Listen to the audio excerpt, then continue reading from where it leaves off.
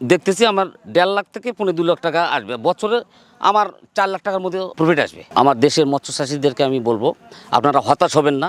মৎস্য চাষ আপনারা যারা করতেছেন চালিয়ে যান, মানে ভেঙে পড়ার কিছু নাই, শেষ বলতে কিছু নাই, শিক্ষার কিন্তু শেষ নেই। আমি এর আগে ফিড ব্যবহার করে দেখছি, কিন্তু বর্তমান বাজারে যে ফিডের দাম, মানে আসলে তুলনামূলকভাবে কিন্তু চাষিরা কিন্তু লাভবান হচ্ছে না, এবং আমিও হইনি, যার জন্য আমি বাদ দিয়ে দিচ্ছি, ফিড ব্যবহার করতেছি না। যে মাছের যে রোগ বালাইয়ের জন্য আগে নুন চুন এগুলো ব্যবহার করতেছিলাম, সেটাও আর করতেছি না। এই প্রোডাক্ট দুটা ব্যবহার করলেই যথেষ্ট। হ্যাঁ, মাছ ভাসবে না, কোনো কিছু হবে না, আমি তার প্রমাণ। আমি অনেককে বলছি এই ব্যাপারে, এতে লাভ বেশি, তো তারা আগ্রহী হয়েছে, ইনশাল্লাহ তারাও এখন এটা ব্যবহার করবে। পালটা এর আগে ছিল না, এখন এদিকে আমাদের দিকে আসছে, আসার কারণে যে আমাদের চাষিরা যারা আছে তারা হলো স্বাবলম্বী হচ্ছে, তো তাদের দেখা দেখে আমরা ওরা ব্যবহার করব। অল্প সময়ের মধ্যে যে মাছ এত বড় হলো, আমরা দেখে তো আশ্চর্য হয়ে গেছি। আমাদের পুকুরতে এরকম মাছ বাড়ে না, চাচার পুকুরতে এরকম মাছ বাড়ে। এই প্রোডাক্টটা আমরা এখন ব্যবহার করব, যেহেতু চাচার থেকে দেখলাম যে এটা ভালো লাভবান হওয়া যায় অল্প সময়ের মধ্যে। তা মাছ যথেষ্ট আছে পুকুরে, পুকুরে মাছও বড় বড়, প্রায় 50-60 মণ মাছ আর আগে বেচছে। তাই তারপরে এখন যেটা আছে, এখন 1-8 মণ মাছ পুকুরের মধ্যে পাওয়া যাবে, অনেক ফলন বেশি।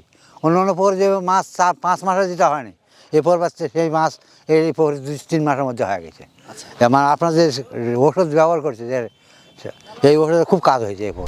আসসালামু আলাইকুম বন্ধুরা, কেমন আছেন সবাই? দেশ এবং দেশের বাইরে যে যেখান থেকে এই মুহূর্তে আমাদের আজকের এই প্রোগ্রাম দেখছেন, সকলকে স্বাগত জানাচ্ছি। সব সাধকের বড় সাধক আমার দেশের চাষা, দেশমাতারাই মুক্তিকামী, দেশের সেজে আসা। দর্শক, আমাদের দেশের কৃষক ভাইরা অক্লান্ত পরিশ্রম করে আমাদের দেশের মাটিকে কাজে লাগিয়ে সোনার ফসল ফলায় নির্লসভাবে।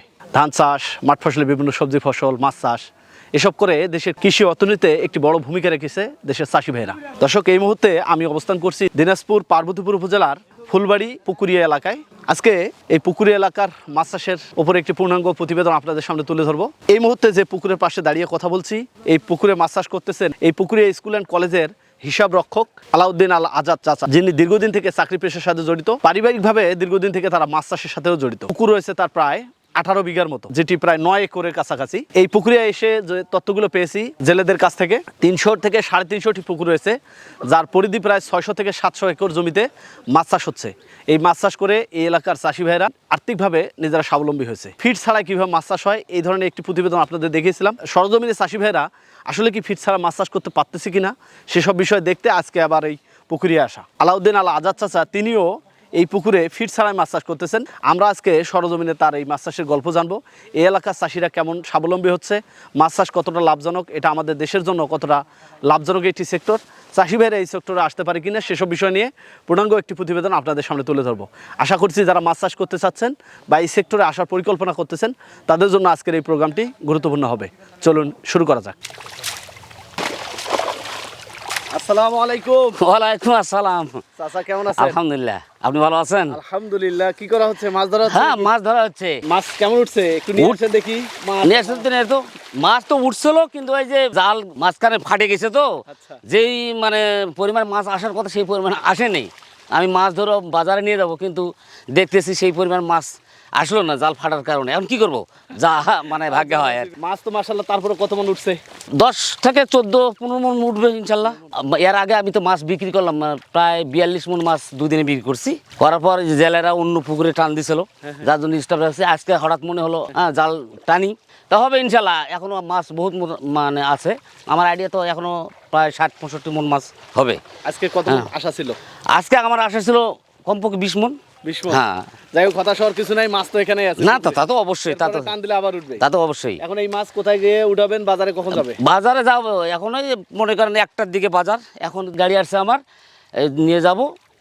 বাজারে পৌঁছতে যে সময়টা লাগে আর কি। ওই পাশটাতে মাছ উঠাবেন? হ্যাঁ, ওই পাশে মাছ উঠাবো। আচ্ছা। ওখানে গাড়ি ওখানে আছে। চলেন আমরা তাহলে ওই পাশে যা কথা বলি। আচ্ছা, ঠিক আছে, চলেন।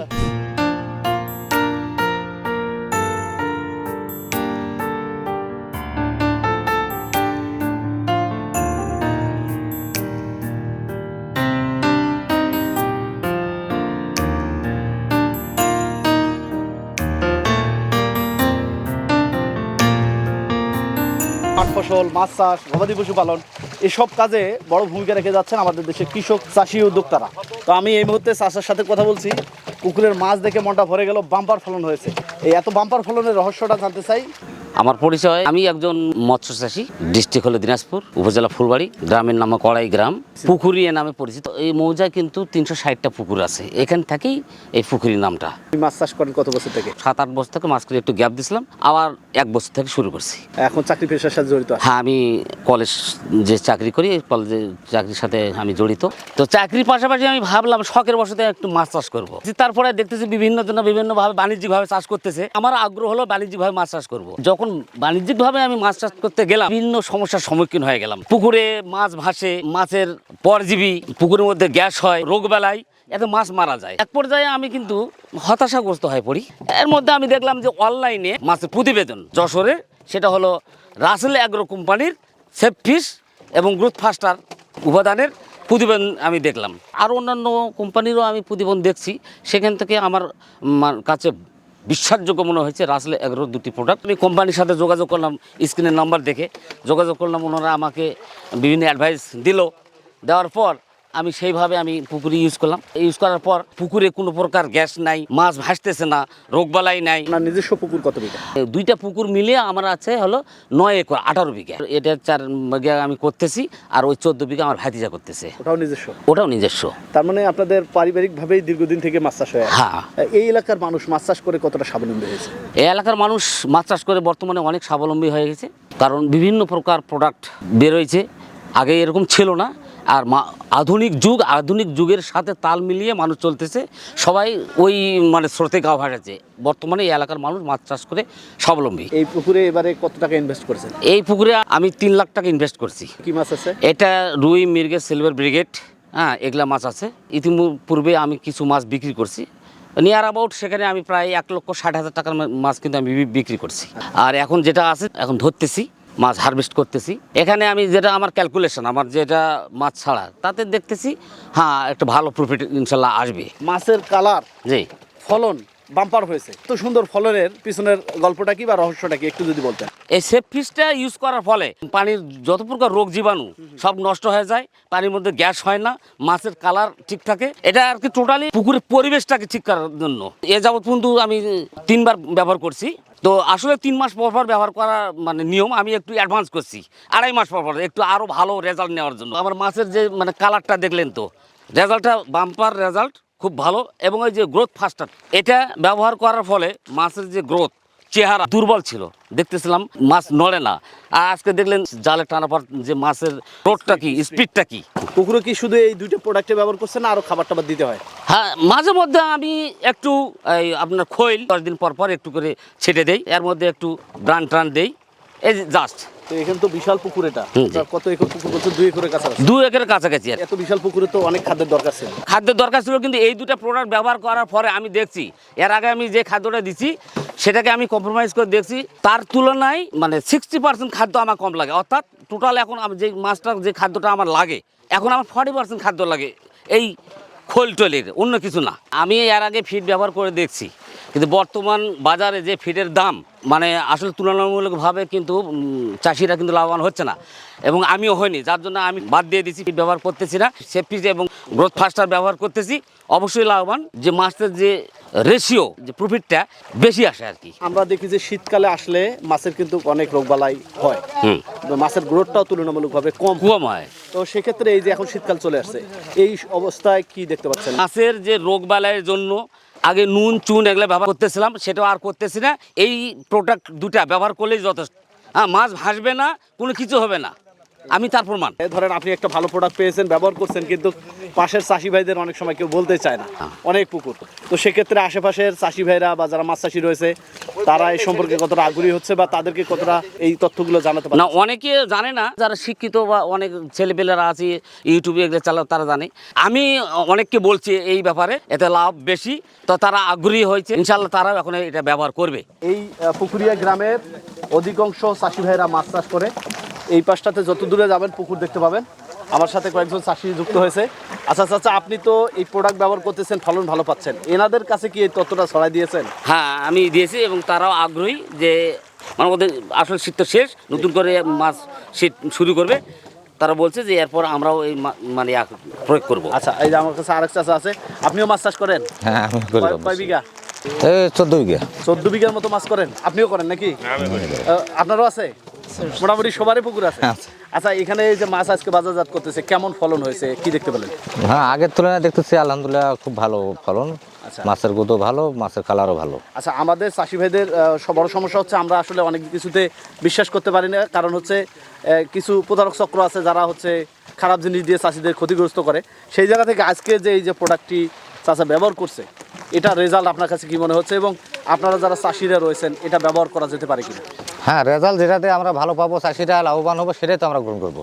কিন্তু এই মালটা এর আগে ছিল না, এখন এদিকে আমাদের দিকে আসছে, আসার কারণে যে আমাদের চাষিরা যারা আছে তারা হলো স্বাবলম্বী হচ্ছে, তো তাদের দেখা দেখে আমরা ওরা ব্যবহার করব। অল্প সময়ের মধ্যে যে মাছ এত বড় হলো আমরা দেখে তো আশ্চর্য হয়ে গেছি।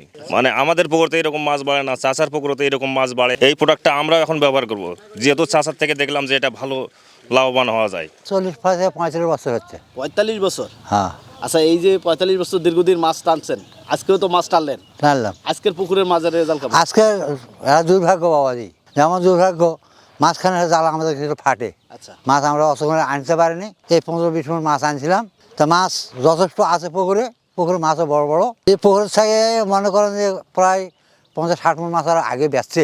তারপরে এখন যেটা আছে, এখন 1-8 মণ মাছ পুকুরের মধ্যে পাওয়া যাবে, আইডিয়া আমাদের। সেক্ষেত্রে অন্য পুকুরগুলোর তুলনায় এবারে কি এটার ফলনটা বেশি মনে হচ্ছে? অনেক ফলন বেশি। অন্য পুকুরে যে মাছ 4-5 মাসে যেটা হয়নি, এই পুকুর পাচ্ছে সেই মাছ এই পুকুরে 2-3 মাসের মধ্যে হয়ে গেছে। মানে আপনার যে ওষুধ ব্যবহার করছে, যে এই ওষুধের খুব কাজ হয়েছে এই পুকুরে, আর অন্য পুকুরে সেই পুকুরে খুব উন্নতি হয়েছে। এই যে দীর্ঘদিন জাল টেনে জীবনযাপন করতেছেন, এতে কেমন আছেন নিজে?